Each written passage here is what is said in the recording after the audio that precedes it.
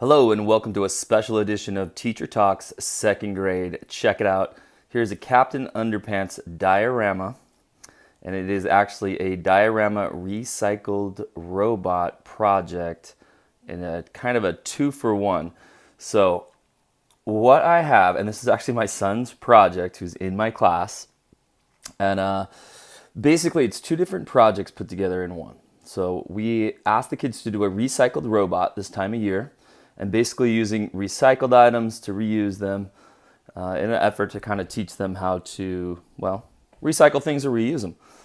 And it coincides with a diorama that I asked the students to do. So my student was kind of thinking, and he was like, hey, Dad, what if we made a 2-in-1 and got both projects done and just kind of made one special thing? And I was like, cool, all right, let's do it. And here is what I'm going to say we came up with. Well, he had a lot of great ideas. Students and parents out there, don't get me wrong. This was a lot of Dad and a lot of my 8-year-old. So let's take a look. Let's start with the actual robot part. So you can see here we've got a shoe box and another small box down here. I'll show you the part we didn't paint so you can kind of get an idea.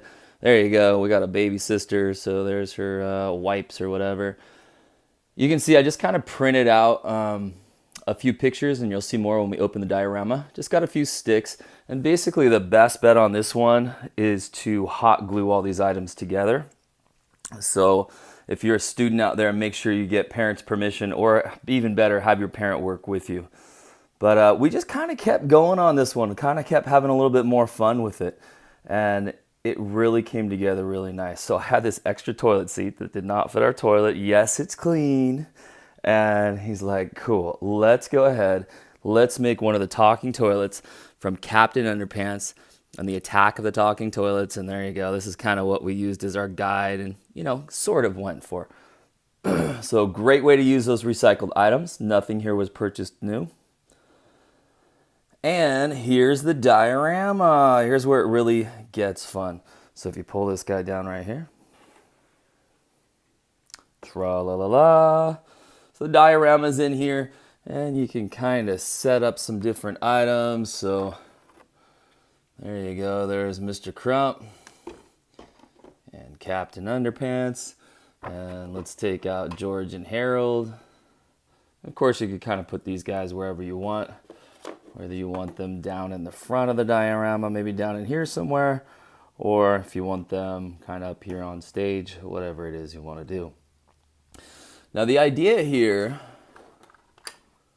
is that the diorama is going to be a setting from one of the stories that you read. So we kind of had to remind ourselves that, hey, this isn't do whatever you want to do here. This is what is the setting, what is the scene that was taking place in the book that you're kind of focusing on here. So this is when George and Harold were working with the Patsy 2000, if you remember from the story, and they ended up putting in a picture, and it turned into a real-life talking toilet that then turned and started to attack George and Harold and running after Captain Underpants. So that's the actual scene that's here. And then we kind of had some fun with it, Little sister had this flushing toilet here.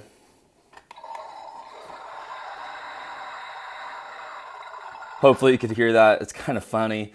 Just adding a little bit of fun and novelty to this diorama. So very cool, very fun. And I absolutely love the way that it kind of flips up. So it's kind of incognito, kind of in disguise, and you flip it down and you're like, oh man, that is so cool. And I personally do think it is so cool. And again, while some of this stuff looks like it is, I don't know, maybe expensive or purchased, it's really not. Although I did go onto the computer, and basically I just found some of these different pictures, printed them out, put them on photo paper. That definitely helps to make them stand up if that's something you're going to do. And then we have the Captain Underpants board game, which honestly, I don't think we've ever played it, but the kids just like to play around with the characters and make them talk to each other and chase around and do silly things with their principal and turn them into Captain Underpants. So these are just from the board game, and they'll go back to that board game. So again, something we already had, not really anything that we purchased. Borrowed little sister's talking toilet back there, and I guess that literally is a talking toilet. And we cut out some cardboard, stuck it in here to the toilet seat, right? And so that your, toilet talks, or at least it looks like it has some teeth. So we might touch it up a little bit more, might put a little bit more paint on it, but overall, I think we're kind of calling it pretty good. But I thought this would be kind of fun to share. So if you have a diorama or something like that coming up, I think this is a pretty cool one. And one of the reasons I think it's really fun to kind of highlight is I tell the kids in my classroom, if I brought this in, these kinds of projects, and read these kind of books, right? Captain Underpants. When I was a kid, I'm in my 40s now. So when I was a kid, it'd be very controversial, and our moms would be kind of like, I don't know about this one, or maybe be a flat out no.